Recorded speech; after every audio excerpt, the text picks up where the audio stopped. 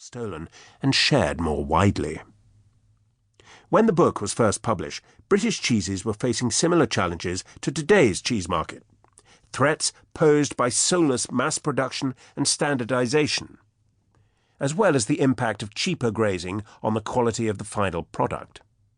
The small, the quiet, the local and traditional were being absorbed into the machine in pursuit of the rage for cheapness, and resulting in cheddar that tasted of mild soap. The subsequent renaissance of English cheese producing can in part be attributed to this intriguing book's original publication, and the resultant public light it shed on many threatened British cheese-making traditions. At the time, English cheese was without honour in its own country and amongst its own kin. Consequently, it is without honour abroad. If we don't celebrate it both at home and abroad, it will cease to be. The world will be the poorer. Our entertainment to visitors will be feebler.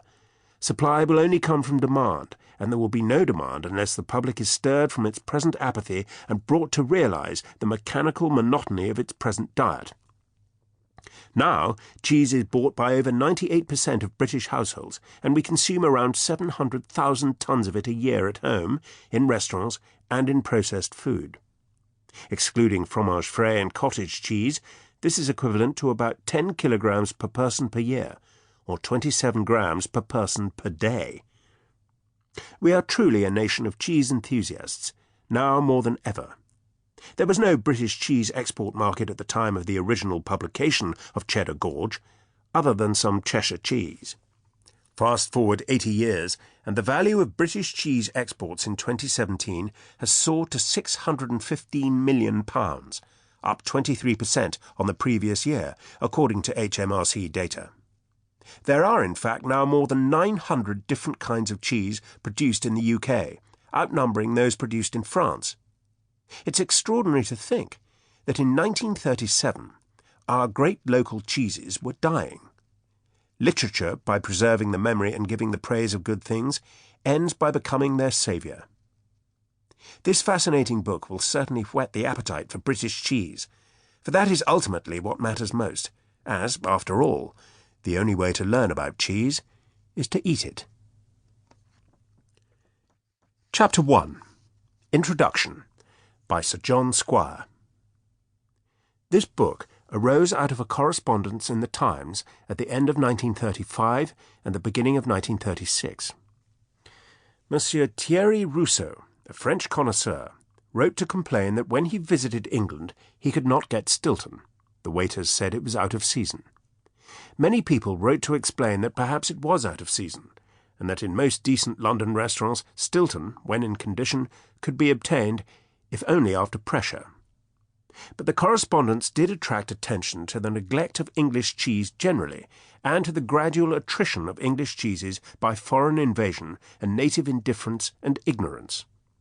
Now, no citizen of the world would wish to decry foreign cheeses or foreign food either.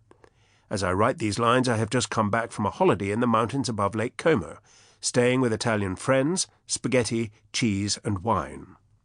In order to get to my destination, I had to go to Como, which has silks and a lovely cathedral, and wait for 2 hours in an out-of-doors café within sight of the pier. Lunch, as it was noon, was indicated, and I sat down, after 2 years' absence from the continent, metaphorically tucking a napkin into my neck below a non-existent beard and looking forward to a really Italian table d'hôte, with all the dishes lingering on mind and tongue, with languishing vowels. What did I find? Apparently they had become resigned to the coarser kind of German, American and English visitors who haven't the sense to adapt their food to climate or surroundings. Coelum non animam mutant. Those who run across the sea change their sky. The sky may change, but the set rules and regulations about filling the stomach do not.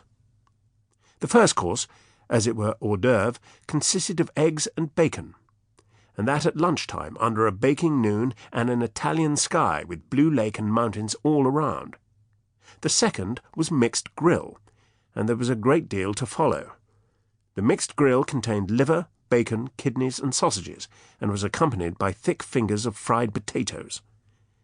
Fat women and young men were eating them all around me, terrified, apparently, lest they should shrivel. I ordered